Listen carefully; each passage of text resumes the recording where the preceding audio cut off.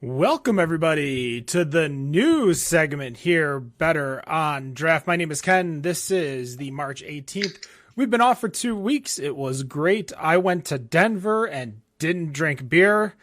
So that's how my weekend went last weekend. Let's go over and see what everybody's drinking real quick. I'll start off with me. I am moving on to the Hoppy Amber from Brooklyn. Dan, what do you got? I just cracked open a Yingling Black and Tan. Nicholas. I am now on to the Modern Times coffee variant of Flying Buffalo from Griffin Claw. We still have to figure out we are going to be doing, and we're going to give away a few tickets. There's going to be no paid tickets. It's just going to be a fun little invite to some fans of Better on Draft. We are going to do a full vert of Griffin Claw's Flying Buffalo this year. And when I say full vertical, I mean, I believe 2012 through 2021. We have one of each. Oh, damn. So we are going to be doing a invite. If you are interested, share this on Facebook. Or you know what? Comment on YouTube. There you go. Comment on YouTube. So if you're listening to the podcast, head on over to youtube.com/Better on Draft. Just throw us a comment. Just say hello. And we'd love to hear from you, but we'll give you a few different opportunities between YouTube, Instagram, Facebook to head on in. I forgot to ask Rob. Rob, what are you drinking? Right now I am drinking from Great Lakes Brewing, the Christmas Ale, because, the shelves had the Christmas Ale.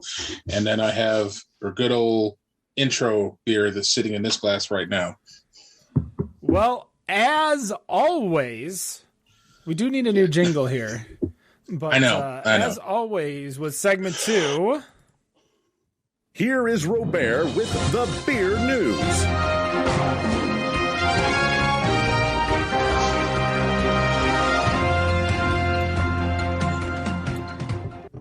Well, Rob, what was it? Well, that was Dragon Milk's Reserve, their Reserve 1, which is a rye barrel-aged stout with cinnamon, toasted chilies, and vanilla extract. Clocks in at a rather meager 11.8. We love you, Rob. I hope you know that. We know your liver doesn't, but we do. I can't wait till we can get you to chug like a worldwide stout or a Black Tuesday or just go hard as all hell. No. I got a family. I like my family, and I like living with my family. And I do not need to be ostracized in my own house for just going absolute ham on a 20%er. Well, cannot happen. For those of you paying attention over on our Facebook, we've got March Draftness going on right now. We're releasing the if you're listening live, obviously we'll release the bracket tomorrow. But if you're listening on Monday when this podcast gets released, you can head over to facebook.com/Better on Draft. Vote in all 8 competitions. We're down to our Sweet 16, our Stout 16, as Matt Bush created. Plenty of great breweries to go check out. The winning brewery, we're going to go buy a keg at their brewery and literally just give it away.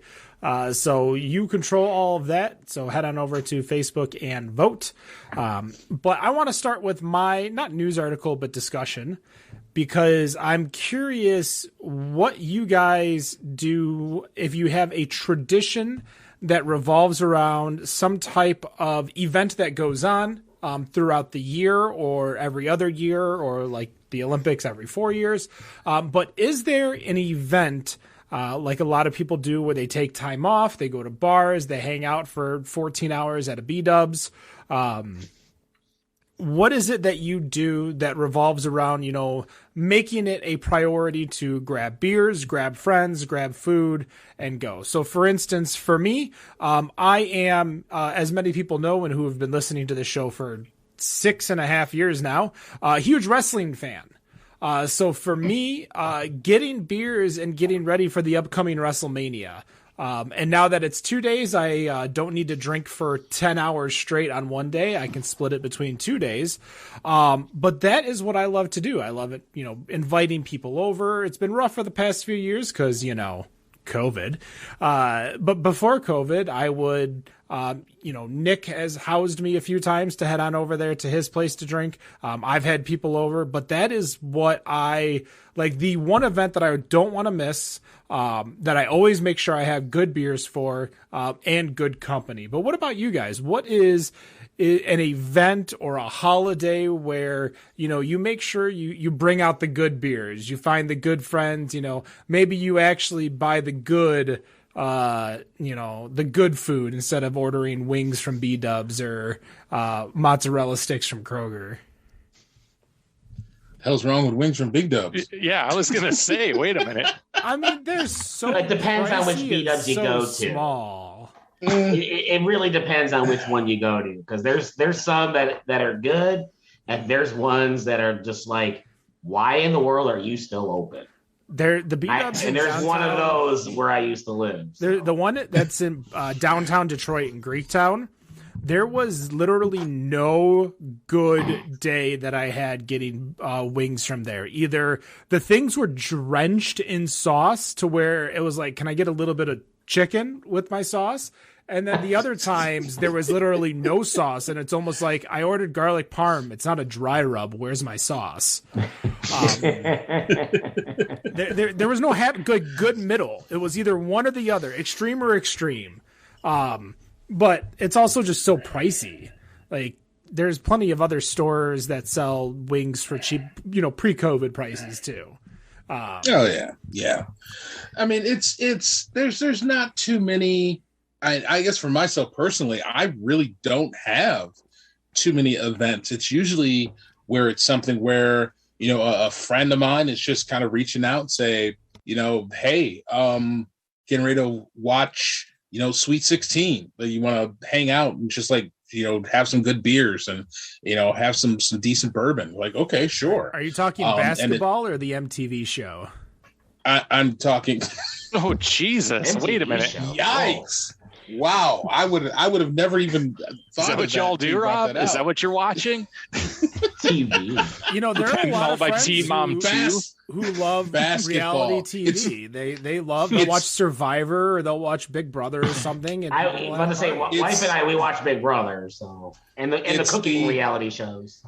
It's the only basketball I watch all year, and I don't watch anything else other than the NCAA tournament, and that's it.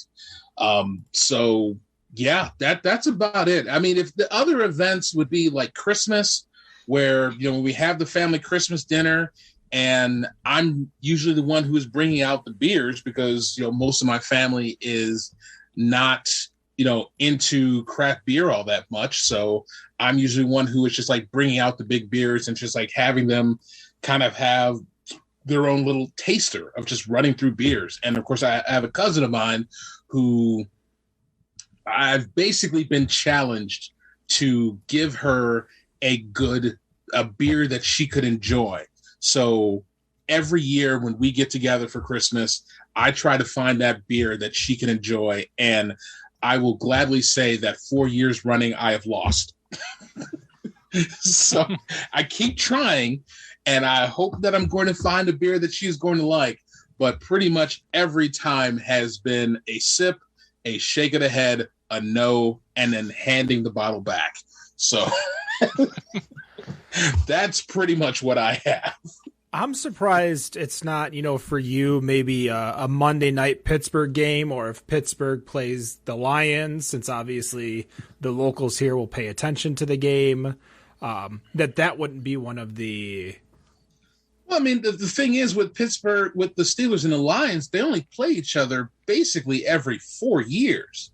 Yeah. So it's extremely rare to be able to do that. And most of the time, that usually is just it's not even, a game to get people together. It usually just ends up being a game where my wife and I are making a bet, deciding, who does what when whoever team wins, which of course last year, fucking tie. So we won't get, We won't get into that. And we will just simply say goodbye, Juju Smith-Schuster. Thanks for giving up that fumble, which caused pretty much that tie.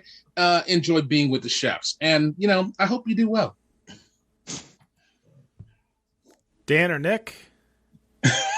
I mean, you kind of stole it from me, Ken. It was WrestleMania, but now it's now 2 days long, twice as long, probably 3 times as long with all the other bullshit that they added before they went to 2 days. But for me, it was WrestleMania. Now you don't have to worry about, going hard just on, the 5-hour event. You can, it can be spaced apart over the course of 2 days, which are just as long. Now you're just adding a second day now. Yeah, now it's 2 5-hour days watching. I guess 5-hour days as opposed to like 1 9-hour day. Well, the thing is, like, kind of like the one. Go ahead. Yeah. Go ahead. No, I was just gonna say, like, when I used to watch WrestleMania, that it used to be, your typical 4, maybe 5-hour event. And with it being 2 days, you're doing 2 days of drinking, of watching WrestleMania. And while I don't watch a lot of wrestling that much anymore. I haven't in like I tried to watch AEW and I've just been lacking in watching it and not having the time to do it. But in watching 2 days of WrestleMania and drinking that much over 2 days to watch it, doesn't that just feel like it's just too damn much? No, I'm kind of, wow. I mean, it's funny that all these major wrestling promotions are now taking their biggest event of the year. WWE is WrestleMania, New Japan is Wrestle Kingdom, and expanding it beyond one night or one day.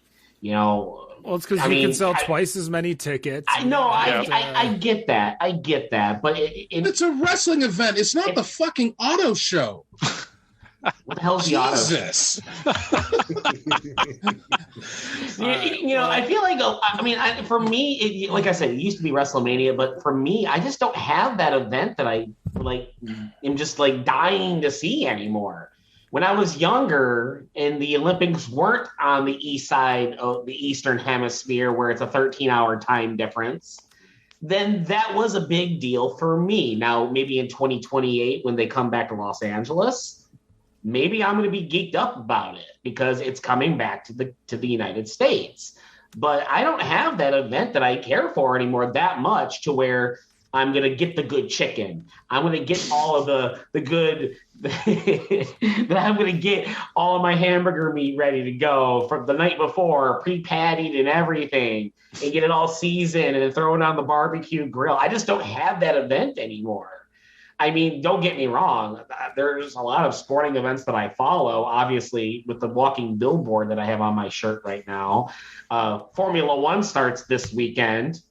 But am I going out and buying special beer for the event or for any event like that anymore? No, I think I'm not. There's nothing that excites me that much anymore to where I'm going to go and do all that stuff. Maybe the Super Bowl, but until the Detroit Lions get in there, which will probably be never in my lifetime, as a sucker as I am, I just don't see that happening in my lifetime right now. Yeah, maybe they'll sign Baker Mayfield for you.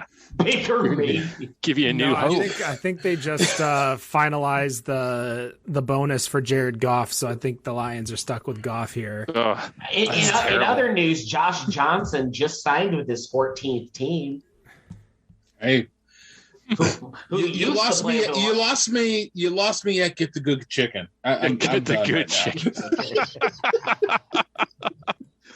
Well, we were talking about B-dubs. I don't know. It was on my mind. What's the good chicken? I'm confused. I want to know what the good chicken is. What's the good chicken? Going to Detroit to Gratiot Central Market down by Eastern Market. Going there and getting the good stuff. That's probably good stuff. That's some good chicken. They keep that in the back. I'm not sure if you guys heard the news, but Eastern Market was named the 3rd best market in all of the United States. Outdoor market in the United States. And that says a lot about the kind of food and goods and other stuff that comes through Eastern Market and Detroit Central Market right there on Gratiot. That says a lot, in my opinion. It's a good portion of my grocery shopping, and I'm heading there in the morning. There you go, brother. Well, Rob, why don't you take it over? What news article do you have? All right. So I found this little article that was on Brewbound that was talking about Surly Brewing, which is based out of Minneapolis, is looking to put down roots in another Midwest state with a brewery and tap room in either Michigan or Ohio, according to their VP of Marketing, Bill Manley. The new location is supposedly to include a tap room, restaurant, that's going to follow the Minneapolis Brewery's Peaches-centric service model, which has been, as he said, incredibly successful. And it's going to, essentially supply with a new tap room with unique beers, and, has already been ordered and expected to arrive later this spring. They're focusing, apparently for 2022, they're focusing on becoming a bigger player in the Midwest overall, and that it's a pivot from where they've been in the past, something that apparently that they are looking forward to. Now, I believe we have talked about this before with Minnesota as a state, but apparently I guess I kind of forgot about this, is that Minnesota being the last state to ban the sale of beer stronger than 3.2% alcohol from grocery and convenience stores, which, while that weighs very well in Minnesota's favor, they are still Surly for their business. Minnesota itself accounts for about 80% of their sales. Now, they also distribute and sell beer in Wisconsin, Iowa, North Dakota, South Dakota, Illinois. They are here in Michigan, Missouri, Kansas, and Arizona. And they have last year sold about 65,000 barrels of beer, which is actually down a little over 11,000 barrels from 2020. The one thing I'm kind of curious of is that there's nothing in that I could find in articles that had any proposed locations for Michigan. So I was kind of curious with you three, with where you think would be the best place for them to set up shop, and considering they're already distributing here, is it something that you think is actually even going to matter? I mean, the thing is that I don't know what their sales are here in Michigan, so I can't say one way or another whether or not they're actually selling a whole bunch of beer that would necessitate opening up a brewery to, create more of their own market share. So I guess I don't know. But I guess I would start with Ken on this one. Just like, where do you think they should set up shop? And really, is it really going to resonate with us here as the freaking beer snobs that we are? Honestly, put it in Detroit, make it a brew pub, and be done with it. Because I don't think it could survive anywhere except for those places. You don't have a massive restaurant backing, like a restaurant group backing it, like you would a BJ's, I think is the name of it, or BJ's Brew House. Yeah. What's the other one that's in our state that that used to be in the Rensen too, and it closed? Troy, is it Granite? Granite City. Granite City. Granite City. They're restaurants with a brewery or restaurants with beer that they bring in. Like, they're not. Like, if they want to be a brewery in the state of Michigan that brews beer, you got to do what like Saucy Brewworks did, and you just got to open up a brew pub.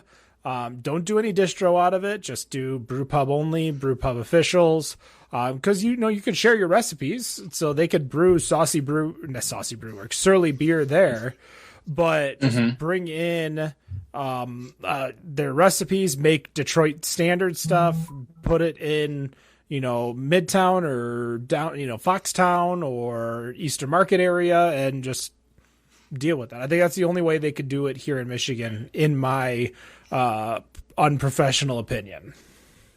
I guess, would it be too risky to go Grand Rapids?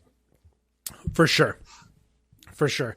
Not enough business, not enough stuff goes on in Grand Rapids. You need to rely on what do you call them? What did we call them? The people that don't live in Detroit that go into Detroit. What? Like the annoying suburbanites, yeah. That's a nice term, yes. What do you call them, Rob? I'm curious now. I believe he spells it WYPOPO. What? What? Me and Rob get it. Don't worry, guys. Dan, your response. Yeah. Before I use my shit. Yeah. So, I mean, what's their end game here? Do they just want a brew pub like you're thinking? Are they trying to expand distribution? It doesn't really. Does it make sense to open a brew pub in another state unless they're trying to be like a Granite City and just have a bunch of them like everywhere? So I guess, I don't know. I guess they could go into Detroit. I don't know the market this well these days. Well, but would remember, Granite City makes most of their beer outside and then like finishes it in their certain cities or wherever. Like in their... Yeah, where it's at. I got you. They just like send like the wort and stuff to finish in those cities. But like, is Surly a big enough name to do that? But like, oh yeah, we have this brew pub. We finished the beer here, and then it's shipped in from Minnesota. You know what I mean? I don't know if they're a big enough name to do that. I'm really curious what their game is to go with this if they're planning to expand like that more. But I don't know. It doesn't sound like it'll work. If we're thinking it's going to be what it is. 36th largest craft brewery in the country. I mean, they're big here. People love darkness, especially, but I don't know. Are you guys going to Surly? Bigger than Rogue, Revolution out of Chicago, Modern Times, which has multiple. They make more than Brewdog. Oh, damn. Modern Times that had multiple. Yeah. Well, most multiple. They what was it? They closed 4 locations. Mm-hmm. I thought it was 4. I could be wrong. But I mean, Surly does also still have.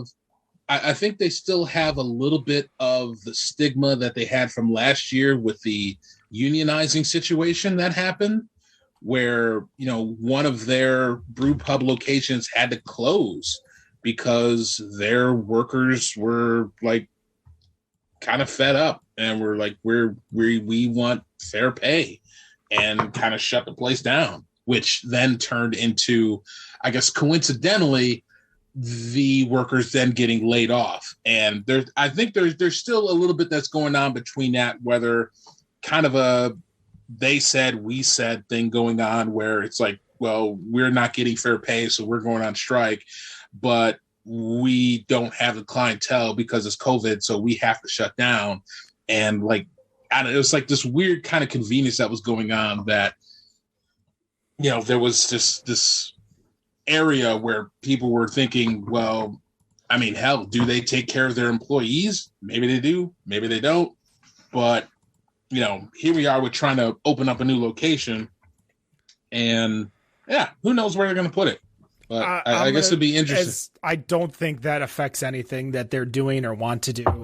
Okay. I would put money on it, and I think you would agree with the statement that I'm about to say. If Founders opened up a Lansing brewery, nobody would give 2 shits. If nobody gave 2 shits about that, they're not going to give 2 shits about union busting, even in a state like Michigan. Yep. They're going to open it in Auburn Hills, and then Rob won't go there because it's north of M59. It's north of M59. That is up north. I don't. No. No. Nick, what are you thinking? Yeah, I agree. Just doing it in GR is going to be tough. In Detroit, it's going to be like another Charlotte Street almost. I hate to say it, but. Wait, what are you implying? What are they going to do? It wouldn't be. Well, think about it. What is Surly going to do different that Rob's favorite brewery is going to do? And I mean, probably not going to do things involving printers. Well, besides that, I hope not. Well, I certainly hope not. But what are they going to do different from? So let me back up. Founders has their Grand Rapids location, and now they have a Detroit location. What do they do anything different besides make the beer any different than the Detroit location? That's basically what it is. You're making a copy of your main location and you're moving it somewhere else. Well, their Detroit location has Detroit only beers. Okay, fine. Okay, is Surly going to do if they pick Detroit? Let's say they did pick Detroit. Would Surly do the same thing? That's what I would say. Yeah. Because there is one statement that is in here that Bill Manley said that said, quote, "We can ship beer that's produced here in Minneapolis to be served there and then produce its own line of beers out of there on that new system, which is really exciting." So, there could be just like their regular beers that they're already doing in Minnesota being brought here if they come to Michigan, but then there could be some one-offs that they do. So do they make? I have not gone to the Charlotte Street one in Detroit yet. Do they make food there? Yep. Yes. So if Surly took that model, what Charlotte Street does in Detroit, and applied it here in Detroit, I think that might work. Because where's Surly based out of? Minnesota, Wisconsin, Minneapolis. I mean. Bring it over to, more in the middle of the Great Lakes. Detroit's prime for development. We know this. The pandemic may have slowed things down, but now it's back up and running again, I feel. So put it in Detroit, get a food program, establish one here in Detroit, get someone that knows the food program and knows Detroit food, and make some exclusive in Detroit like you do at Charlotte Street, and it should take off. Especially when people see, new brewery coming to Detroit. Oh, we got to go check it out. It will generate buzz and it will stick. I mean, it's a good idea, I think, to go, come for the food, stay for the beer. The thing I worry about is if they're going with a more pizza-centric model, that you're messing with an area that does Detroit-style pizza. Now, not everybody in Detroit does Detroit style, because you have Supino that does relatively a thin crust that, in my mind is probably top 3 pizza of all time in the city. And then you have, there's other places. Obviously, the multi-manufactured Jets, which, isn't too damn shabby. But then you have locals like Greg's and Lou's and all these other places that are in the area that you're coming in with a pizza model. You better step your damn game up, because this is Detroit. You bring in pizza, you better bring some pizza. And to add to that, Rob, there are breweries in Detroit, and I think we all know who we're talking about, that do pizzas. Motor City. And they are pretty damn good too. So not only can you get a pizza, but you can also get pretty damn good beer at Motor City Brew Works, and you're set. And it's right there in the heart of Midtown. So I think if Surly were to go and do this in Detroit, you have to kind of separate. You're going to have to separate yourselves from everybody else and bring something that has not been done before, that's going to generate buzz and attention and get butts in the chairs. And that's the only way it's going to work. Because if you start making copies of all the other ones, then you're wasting money. You're not making it. Yeah, they're not going to. All right. Nope. Dan, what's your article? All right. So we've talked about this kind of in the past, but new information came out. So Stone has considered selling the brewery, that is, as they have a $464 million investment payment looming. Sorry for that. So as of yesterday, Stone CEO Maria Stipp revealed that her company owes its investor VMG Hillhouse $464 million and has considered selling, according to the Courthouse News Service. She took the stand yesterday in an ongoing trial between the San Diego Craft Brewery and Molson Coors. Stone is alleging, of course, that their business has declined 20% in the wake of Molson Coors revamping the branding of its economy line Keystone Light in 2017 to feature the word Stone more prominently, causing confusion among drinkers. The combination of the downturn in sales, which Stone attributes partly to Keystone's marketing and the looming 2023 repayment date to their investor, has forced the brewery to consider selling. Stipp testified that when questioned by Stone attorney Jeffrey Theodore, she added that VMG Hillhouse has given the company wiggle room on repayment. She says they were given no timeline. I know it would take time to build back the company, and they were given her some time, she said Thursday during questioning. So Stone has raised the price of Stone IPA to fund a marketing campaign and develop incentives, but nothing has helped pull the beer out of a downward spiral, she said. They've tried price, a marketing campaign, incentives, everything we could think of to change from negative to positive, and it's not making a difference. So I'm flat out calling bullshit on this article. I'm curious what you guys think. It's not Molson Coors and Keystone that are making their beer go into a downturn. My personal opinion is people are done with it. It's an old brand. You know, all they do, when I think about Stone, I can't think of the name of it. One of you will probably know, but the Will Wheaton Stout.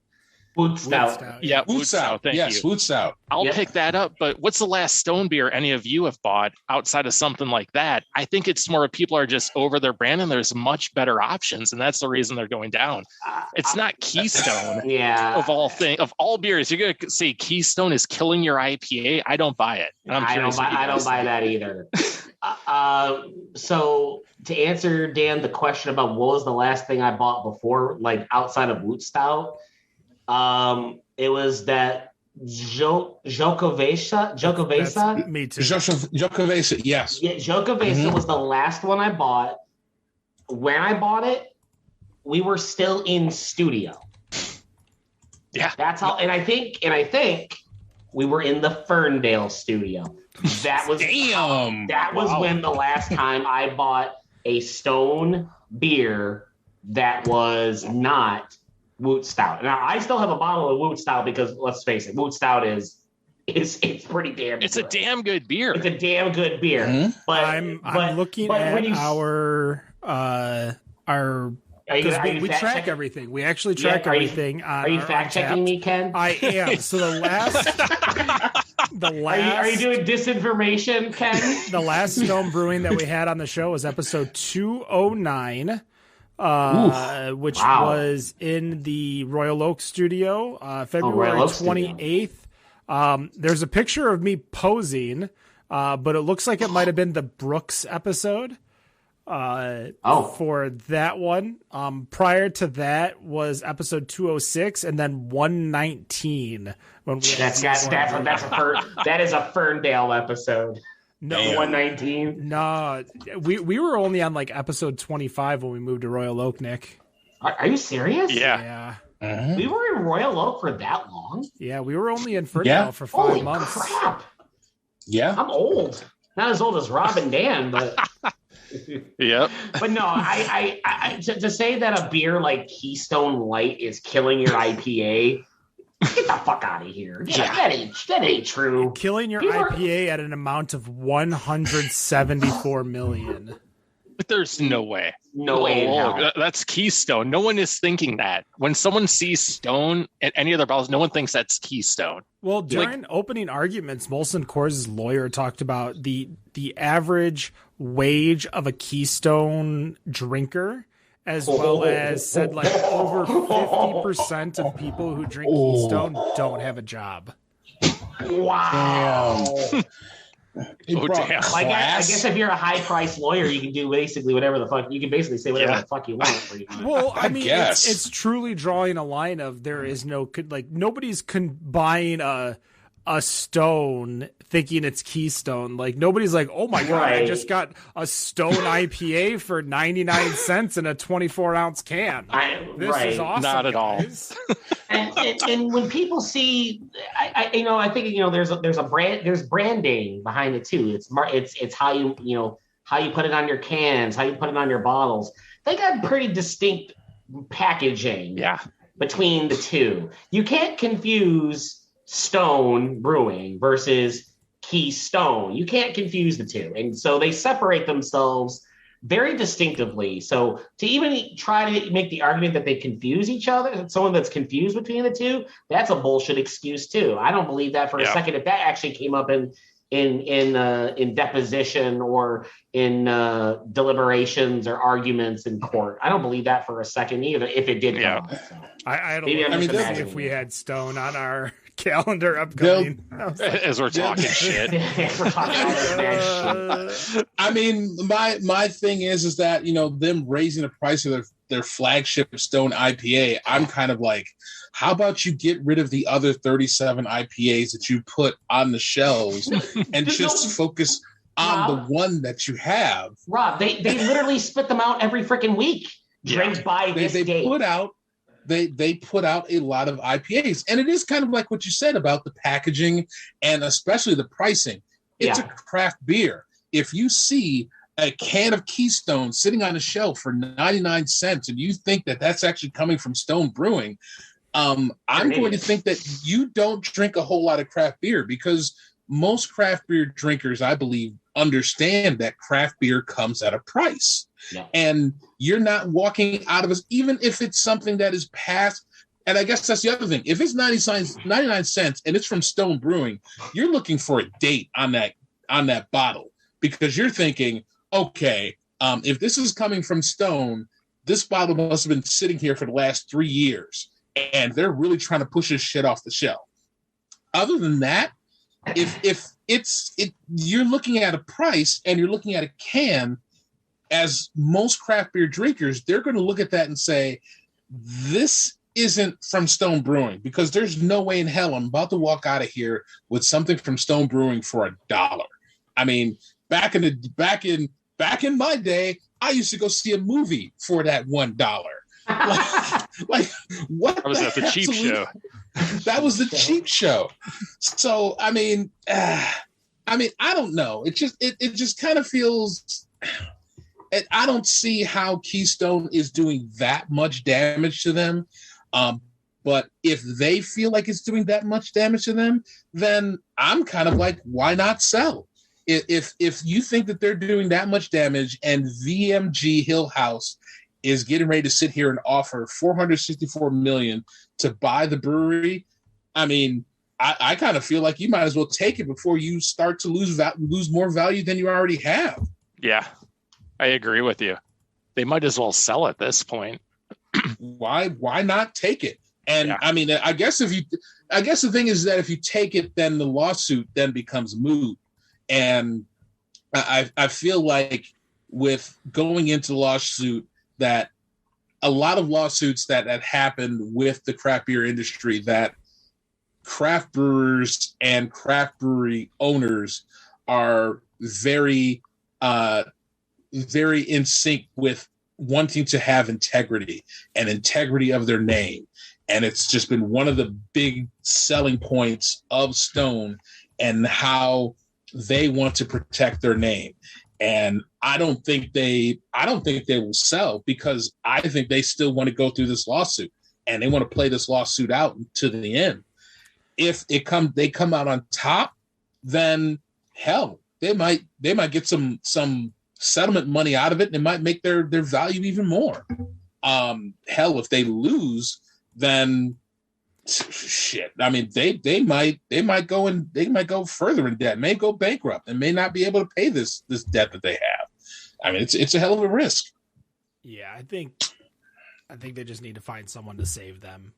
Buy them out, take your paycheck, go home, and let them, remove the lawsuit, because I doubt anyone's going to finish it after they, take on ownership of the brewery.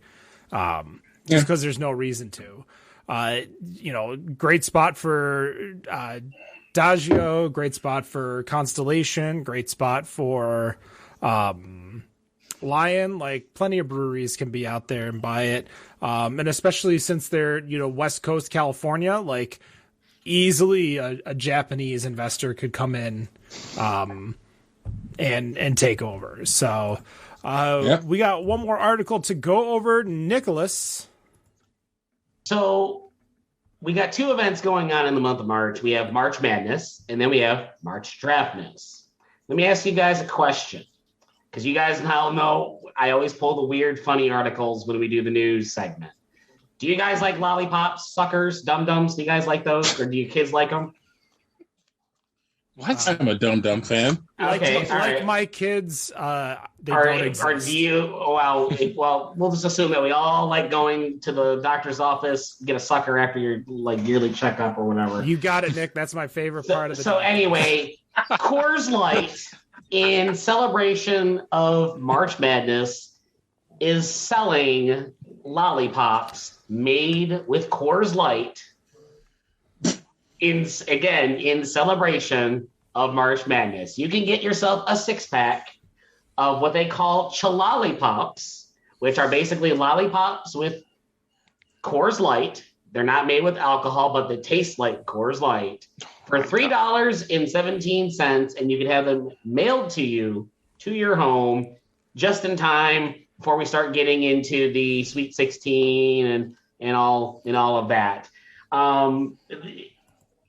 They had a pretty cool, neat promotional picture, but unfortunately, you don't get the little 6-pack holder with the lollipops. But it's basically a lollipop. It's amber colored, looks like like beer colored, and it supposedly tastes like Coors Light.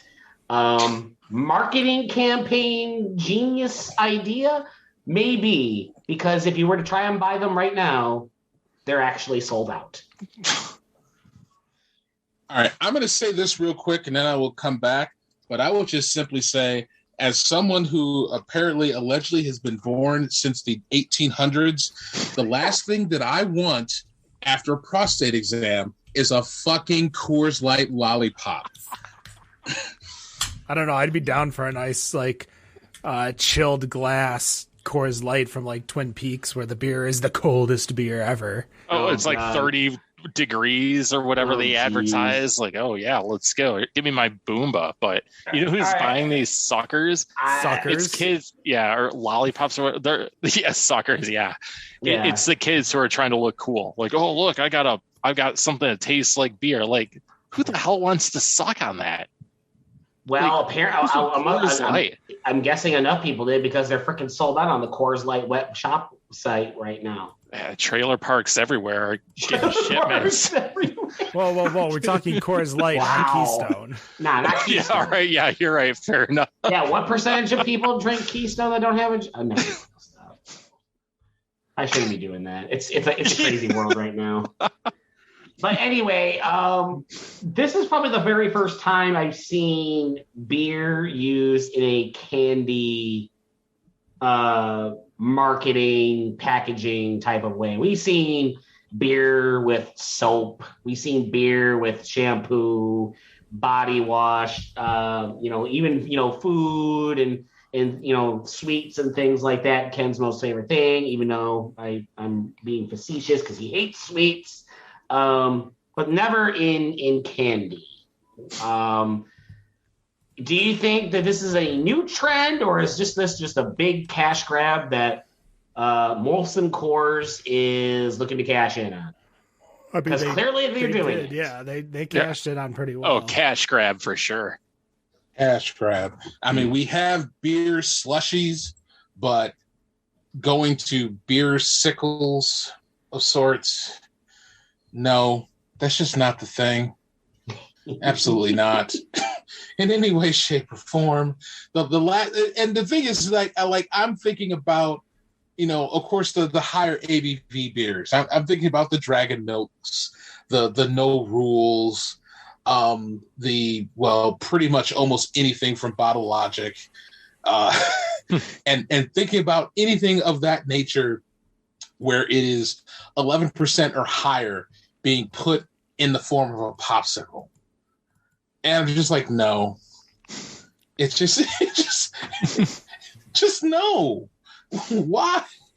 I get the novelty and just doing it. That's great. But no, this should not catch on. This is not a this is not one of those new categories that show up in Colorado. And Dan, what are your thoughts? No, this shouldn't be a thing. Do any of you want to just like suck on something that tastes like Coors Light, especially if it's not getting you at least a buzz out of it? Well, actually, it's funny you mention that, Dan, because if you actually go through the article on foodandwine.com, there is a quote that says they've made a lollipop that tastes like water. What? Why? Like, that's ice. That's ice. Yeah. That's motherfucking ice. Yeah. Why is someone making money on that? It tastes like water. It's ice. Like, no. Who is paying someone to give them that too? That really makes me mad. Like, no, give me an ice cube. Right. Hey, Dan, I got some warmed up ice for you. Oh, thank you. Are you talking about a glass of water? Thank you. That's 1980s supermodel diet. That's fucking ice. Water flavored hot ice. I heat up the ice cubes. It's the best of both worlds. Thank you for that amazing Rookie of the Year quote. That's going to do it. The news, thank you, Daniel Stern. It is March 18th. We will be back next week with the Michigan series with the Ferndale Project. No matter what you think of your beer, we think it's... Don't forget to go find us on TikTok, too. We're about to do our King of the Hill. Rob needs to redeem himself. Better on draft. Have a good night. Still ice.